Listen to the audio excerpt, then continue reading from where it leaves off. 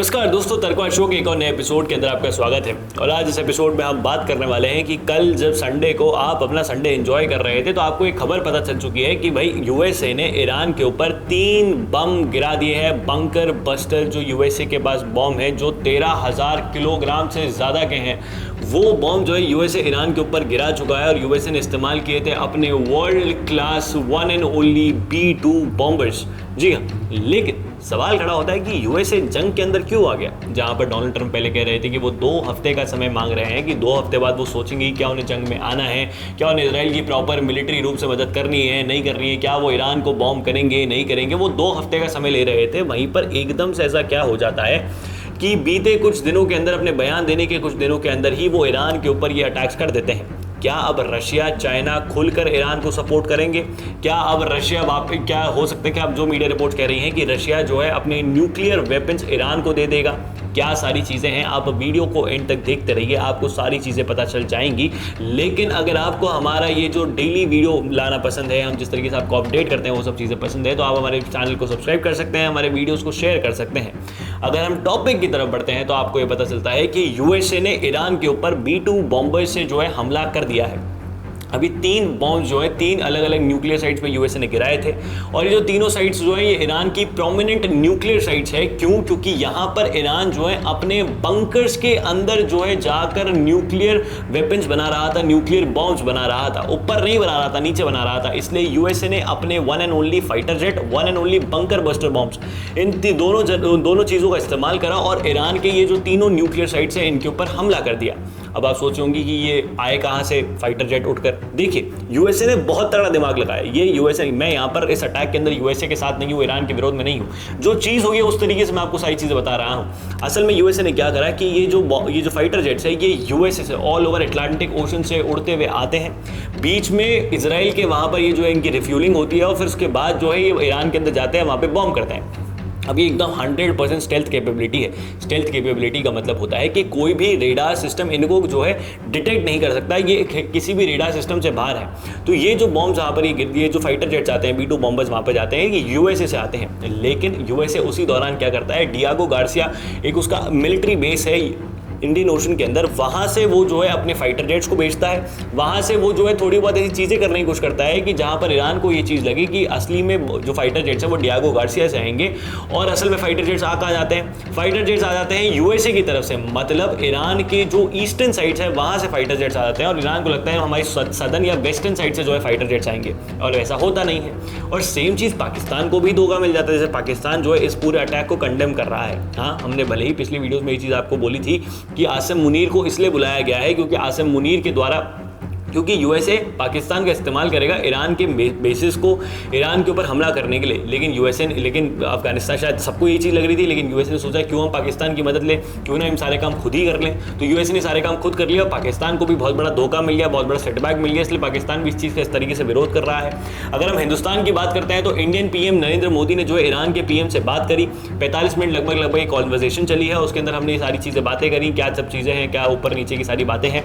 क्योंकि इंडिया का एक इन्वेस्टमेंट है ईरान के अंदर, $500 मिलियन से ज़्यादा का, वो है चाबहार पोर्ट का। स्ट्रैटेजिकली बहुत ज़्यादा इंपॉर्टेंट है, बहुत ज़्यादा इंपॉर्टेंट है। हम चाहते हैं कि डीएस्केलेट हो जाए वॉर, जल्द वॉर रुक जाए और ये सारे मैटर जो है सॉर्ट आउट हो जाए और ये जितनी भी चीज़ें हैं ये जल्द खत्म हो जाए, जिससे इंडिया का वो जो इन्वेस्टमेंट है वो हैम्पर आउट ना हो जाए इस चीज़ के अंदर। इंडिया ने यूएसए से क्या बातचीत करी इसके ऊपर आज सच कोई बहुत पुख्ता खबरें सामने नहीं आ रही हैं। लेकिन अगर ईरान की बात करें कि भाई अब ईरान का रिटेलिएशन क्या निकल कर आने वाला है, उसके ऊपर इतना बड़ा अटैक हो गया, ईरान ने सारी चीज़ें, ईरान के ऊपर उनकी 3 न्यूक्लियर साइट्स के ऊपर हमला कर दिया गया, जिसके ऊपर बेंजामिन नेतन्याहू ये चीज़ कह रहे हैं कि अभी भी मैं ये चीज़ पर 100% क्लेम नहीं कर सकता कि ईरान की जो न्यूक्लियर फैसिलिटीज़ हैं वो 100% डिस्ट्रॉय हो गई हैं, लेकिन उनको डैमेज जरूर पहुंचा है। तो मतलब अटैक अभी भी रुके नहीं है, अटैक अभी भी होंगे, अटैक बार बार किए जाएंगे। ईरान को अभी भी ये चीज़ ये साबित नहीं हुआ है कि अब यूएसए ने अटैक कर लिया तो अब सारी चीज़ें शांत हो गई हैं, डोनाल्ड ट्रंप ने सोशल पे ट्वीट डाल दिया तो सब कुछ एकदम नॉर्मलाइज हो गया। ऐसा कुछ नहीं है, अभी भी अटैक होंगे, क्योंकि जिस तरीके से बयान आ रहे हैं वो इस चीज़ को पोर्ट्रे आउट करता है। और ईरान ने अपने पार्लियामेंट के अंदर एक चीज़ तो पास कर दी है कि वो जो स्ट्रेट ऑफ हॉर्मूज वाला पूरा इलाका है जहाँ से दुनिया का 20% ऑयल ट्रेड निकलता है, ईरान उसको चोक कर देगा अपनी नेवी से।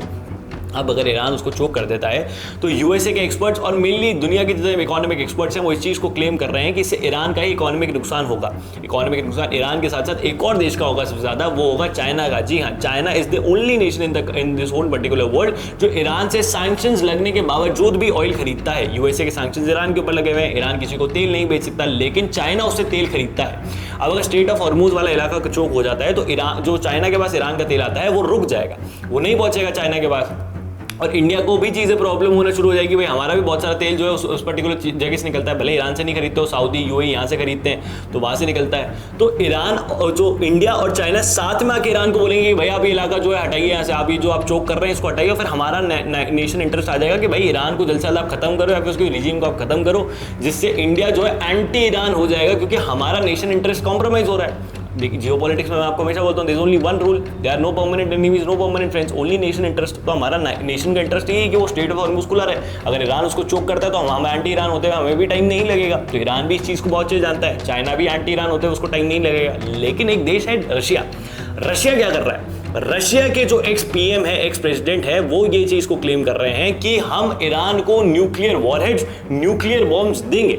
जी हाँ, अब आप इस चीज़ को सोचिए कि ये सब चीज़ें खबरें निकल के सामने आ रही हैं। अभी एट प्रेजेंट देखा जाए तो ईरान को न्यूक्लियर वेपन्स देने वाले कितने देश हो सकते हैं? बेलारूस के रशिया के ही न्यूक्लियर वॉलेट्स है, रशिया, चाइना, नॉर्थ कोरिया।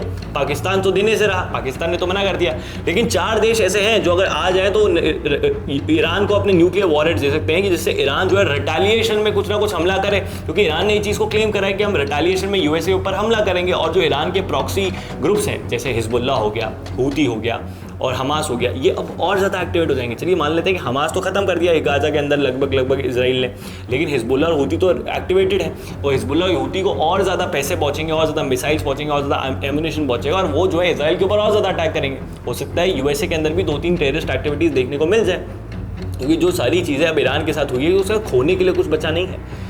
आप रात के अंधेरे में सो रहे हैं, सोचिए आपके ऊपर कोई देश अपने 3 फाइटर जेट भेजता है और आपका देश नाकाम हो जाता है उनको पता लगाने के अंदर, और आपके देश के ऊपर 13,000 किलो के 3-3 बम गिरा के चला जाता है, जो धरती के अंदर 2 किलोमीटर 3 किलोमीटर तक गड्ढा कर देते हैं। उसके बावजूद आपकी देश की सॉवरेनिटी क्या रह गई? जीरो। आपके पास खोने के लिए क्या रहा? कुछ भी नहीं।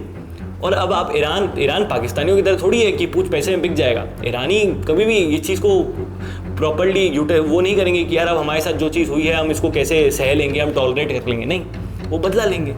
खमीनी के पास कुछ नहीं खोने के लिए जो, और ऑब्वियसली ये तो ऑब्वियस ही बात है ना कि खमीनी ने वो चीज़ स्टडी आउट करी होगी जो चीज़ यूएसए ने बगदादी, गद्दाफी या सद्दाम हुसैन के साथ करी है, या और भी मिडिल ईस्ट के लीडर्स के साथ करी है जो तानाशाह बनना चाहते थे या फिर अपने तरीके से अपने देश के अंदर न्यूक्लियर वेपन्स को डेवलप करना चाहते थे। जो चीज़ यूएसए ने उनके साथ करी है इसराइल के साथ मिलकर, वो सेम चीज़ खमीनी के साथ भी हो सकती है। तो क्या खमीनी ने स्टडी आउट नहीं किया होगा?